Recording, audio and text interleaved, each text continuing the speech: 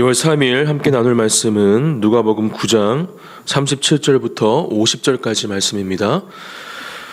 누가복음 9장 37절부터 50절까지 말씀 한 절씩 교독하시고 마지막 50절은 함께 읽겠습니다. 제가 먼저 봉독하겠습니다.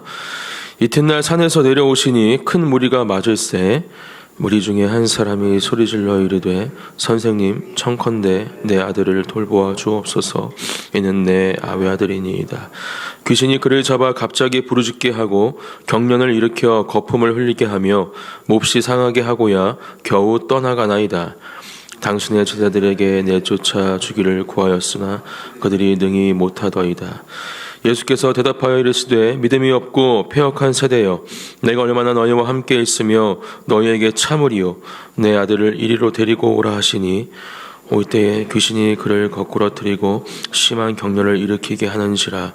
예수께서 더러운 귀신을 꾸짖으시고 아이를 낳게 하사 그 아버지에게 도로 주시니 사람들이 다 하나님의 위엄에 놀라니라. 그들이 다 그 행하시는 모든 일을 놀랍게 여길새 예수께서 제자들에게 이르시되 이 말을 너희 귀에 담아두라.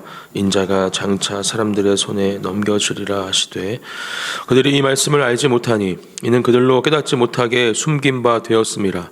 또 그들은 이 말씀을 묻기도 두려워하더라. 제자 중에서 누가 크냐 하는 변론이 일어나니 예수께서 그 마음에 변론하는 것을 아시고 어린아이 하나를 데려다가 자기 곁에 세우시고 그들에게 이르시되 누구든지 내 이름으로 이런 어린아이를 영접하면 곧 나를 영접함이요 또 누구든지 나를 영접하면 곧 나를 보내신 이를 영접함이라. 너희 모든 사람 중에 가장 작은 그가 큰 자니라. 요한이 여짜오되 주여 어떤 사람이 주의 이름으로 귀신을 내쫓는 것을 우리가 보고 우리와 함께 따르지 아니하므로 금하였나이다. 예수께서 이르시되 금하지 말라. 너희를 반대하지 않는 자는 너희를 위하는 자니라 하시니라. 아멘. 어제 본문을 통해서 예수님께서 변모하시는 모습과 또 모세와 엘리야와 대화하는 모습, 또 졸고 있던 제자들이 그 모습을 보고 충격에 빠지는 모습, 또 베드로는 자기가 무슨 말을 하는지도 모르고 말을 내뱉는 그런 내용들을 함께 살펴보았습니다. 예수님께서는 계속해서 제자들에게 내가 어떤 사람이고 왜 이곳에 왔는지에 대해서 공생의 사역을 통해서 가르쳐 주고 계시고 이제 실제적으로 죽으시고 또 부활하실 것이라는 것을 계속해서 사역 중에 말씀해 주고 계신 것을 볼 수 있습니다. 오늘도 44절 말씀에 이 말씀을 하는 것을 볼 수 있죠. 그런 상황 속에서 또 예수님은 한 귀신 들린 이 사람을 만나게 됩니다. 이 사람은 한 아버지의 외아들이고 귀신이 갑자기 부르짖게 하고 경련을 일으키고 또 거품을 흘리게 하며 몹시 상하게 하는 그런 상황 가운데 있는 이 외아들을 만나게 되죠.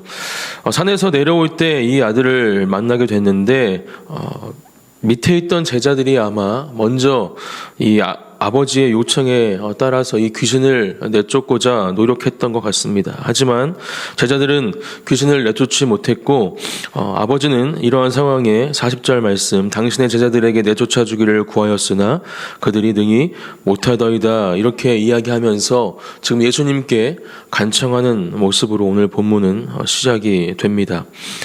예수님은 이러한 상황 가운데 제자들을 꾸짖으십니다. 41절 말씀 예수께서 대답하여 이르시되 믿음이 없고 패역한 세대여, 내가 얼마나 너희와 함께 있으며 너희에게 참으리요 내 아들을 이리로 데리고 오라 하시니 이렇게 말씀하시면서 어쩌면 예수님께서는 그동안 그만큼 가르쳤음에도 불구하고 지금 아직도 예수님께서 건네주신 이 권능을 사용하지 못하는 제자들에게 안타까운 마음을 표현하고 계신 것이죠. 그리고 이 패역한 세대여 이러한 표현은 신명기 32장에 보면 어떠한 표현인지 좀 더 우리가 더 잘 이해할 수 있습니다. 32장 20절 말씀인데요. 모세가 하나님을 만나고 내려왔을 때 우상 숭배에 빠져 있던 이 백성들을 향한 표현입니다. 그가 말씀하시기를 내가 내 얼굴을 그들에게 숨겨 그들의 종말이 어떠함을 보리니 그들은 심히 패역한 세대요 진실이 없는 자녀이미로다. 이렇게 모세는 말씀하고 있습니다. 지금 모세의 이 패역한 세대, 또 예수님의 제자들을 향한 이 패역한 세대, 어떠한 상황 가운데 지금 이 모세와 예수님이 백성들과 제자들을 향해서 이러한 표현을 쓰고 있는지 우리는 묵상하고 또 그 가운데에서 우리 또한 어떠한 믿음으로 이 땅을 살아가야 할지에 대해서 함께 결단하고 또 고백하는 이 새벽이 되어지기를 소망합니다. 예수님은 그렇게 이 남아있던 제자들, 예수님께서 전해주신 그 권능을 아직 온전히 사용하지 못하는 제자들을 향해서 이 패역한 세대여 말씀하시면서 예수님께서 직접 이 귀신 들린 외아들을 고쳐주시죠. 42절 말씀, 올 때에 귀신이 그를 거꾸로 트이고 심한 격렬을 일으키게 하는지라 예수께서 더러운 귀신을 꾸짖으시고 아이를 낳게 하사 그 아버지에게 도로 주시니, 이렇게 말씀하고 있습니다. 그리고 이러한 놀라운 예수님의 기적을 다시 한번 경험한 사람들은 다 하나님의 위엄에 놀랐다, 이렇게 이어지는 말씀에 표현하고 있습니다. 그리고 예수님은 제자들에게 이 상황을 마무리하시면서 다시 한번 아까 말씀드린 내가 왜 이 땅에 왔는지, 또 어떤 상황들이 앞으로 진행될지에 대해서 말씀해 주시죠. 44절 말씀, 이 말을 너희 귀에 담아두라. 인자가 장차 사람들의 손에 넘겨지리라 하시되. 제자들은 계속해서 예수님께서 나는 죽을 것이다, 부활할 것이다, 이러한 말씀을 하는 가운데 큰 혼란에 빠져 있을 것입니다. 이어지는 45절 말씀에 보면 그들이 이 말씀을 알지 못하니 이는 그들로 깨닫지 못하게 숨긴 바 되었음이라.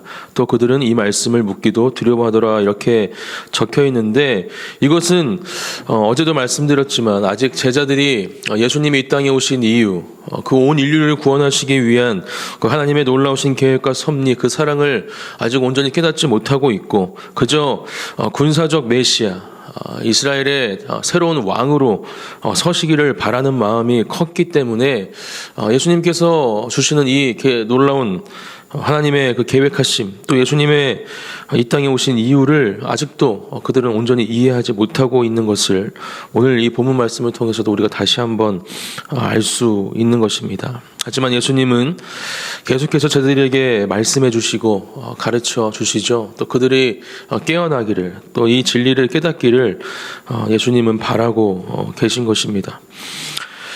하지만 제자들은 예수님의 이런 가르침에도 지금 46절 말씀에 누가 크냐 하는 변론이 일어나니 말씀을 통해 볼 때 계속해서 자신들의 자리가 너보다 나보다 높다, 이러한 싸움들을 하면서 지금 예수님의 이 가르침과는 모순되는 행동들을 하고 있는 것을 볼 수 있습니다. 예수께서 그 마음에 변론하는 것을 아시고 어린아이 하나를 데려다가 자기 곁에 세우시고 그들에게 이르시되 누구든지 내 이름으로 이런 어린아이를 영접하면 곧 나를 영접함이요 또 누구든지 나를 영접하면 곧 나를 보내신 이를 영접함이라. 너희 모든 사람 중에 가장 작은 그가 큰 자니라 말씀하시면서 제자들의 이러한 모습을 다시 한번 새롭게 하시기를 원하십니다. 당시의 시대적 상황에 볼 때 어쩌면 이 제자들의 누가 크냐 하는 이 변론은 당연한 것일 수도 있습니다. 서열에 따라서 자리를 배치하던 문화가 있었고 또 이스라엘 왕으로, 그런 군사적 정치적 왕으로 예수님을 여기고 있었다면 아마 이들에게는 이것이 중요한 부분이었겠죠. 그렇기 때문에 아마 베드로, 야고보, 요한 계속해서 예수님의 곁을 떠나지 않았던 이 제자들 뿐만이 아니라 또 그렇게 하지 못했던 제자들도 자신들의 상황이나 아니면 예수님과의 친밀함을 이유로 이러한 변론에 참여했을 것입니다.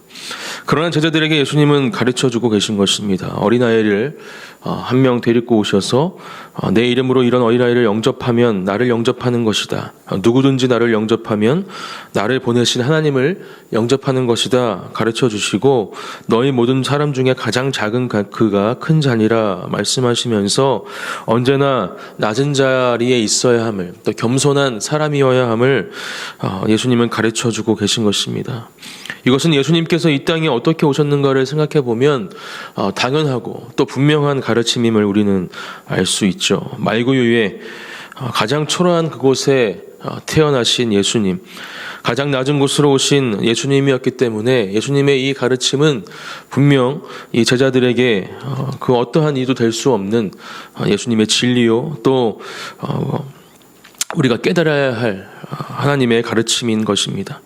우리도 이 말씀을 이 시간 마음속에 분명히 새기며 이 땅 가운데 그렇게 겸손하고 또 낮은 자의 모습으로 하나님과 이 교회와 또 이 땅의 모든 이웃들을 섬겨야 함을 이 시간 함께 기억하기 원합니다. 또 우리의 삶 가운데 그렇게 예수 그리스도의 향기를 뿜어내는, 그리고 주님을 닮은 예수님의 제자로서 합당한 삶을 살아가는 저와 여러분들이 되시기를 예수님의 이름으로 축복합니다.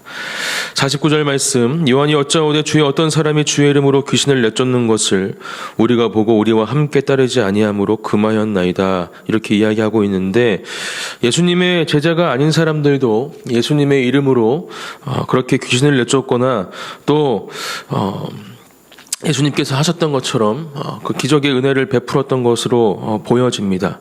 이러한 상황 가운데 요한이 그들을 금했다, 이렇게 이야기하고 있는 것이죠. 그러자 예수님께서는 50절 예수께서 이르시되 금하지 말라, 너희를 반대하지 않는 자는 너희를 위하는 자니라 하시니라, 이렇게 말씀하십니다. 요한도 분명히 이러한 특권의식에 빠져 있던 것 같습니다. 예수님의 제자로 예수님께 지명받은 선택받은 사람들만이 이러한 일들을 할 수 있다, 이렇게 생각하고 있던 것 같습니다. 하지만 예수님은 분명히 가르쳐주고 계시죠. 네가 하는 것이 아니다. 요한의 이름으로, 베드로의 이름으로, 야고보의 이름으로 그거 능력을 행하는 것이 아니라 바로 나의 이름, 예수의 이름으로, 주의 이름으로 그것들을 행할 때 그 안에 놀라운 능력이 있다라는 것을 가르쳐주고 계시고, 또 한 가지, 그들을 금하지 말라. 예수님을 믿고 또 예수님을 영접하고 그 능력을 온전히 예수님의 그 이름으로 행하는 사람들, 그들을 금하지 말라 말씀하시면서 포용과 또 사랑의 마음이 있어야 함을 우리에게 또한 가르쳐 주고 계신 것입니다. 우리에게도 이런 특권들이 분명히 있는 줄 믿습니다. 저와 여러분들에게도 또 그렇게 예수님을 믿는, 또 예수님을 구원자라 고백하는 모든 사람들에게 예수님은 이러한 능력을, 권능을 주셨습니다. 그렇게 우리 또한 이러한 능력들을 사용할 수 있는 사람들임을 분명히 이 시간 기억해야 합니다. 힘들어하는 영혼들에게, 또 고통받는 사람들에게 주님의 이름으로 하나님의 능력과 사랑이 흘러가기를 선포하며 기도할 때 놀라운 주님의 역사하심이 우리를 통해서 이 땅 가운데 또 우리가 기도하는 그 사람들에게 흘러가게 될 줄 믿습니다. 또 그러한 능력을, 은혜를 경험하는 우리 사랑하는 성도님들이 되시기를 예수님의 이름으로 축복합니다. 오늘 하루, 오늘 우리에게 주신 말씀을 기억하면서 그렇게 주님께서 주신 이 권능을 누리고 또 그 사랑을 전하고 예수님의 참된 제자로 주님이 기뻐하시는 삶을 살아가시기를 다시 한번 주님의 이름으로 축복합니다. 함께 기도하시겠습니다.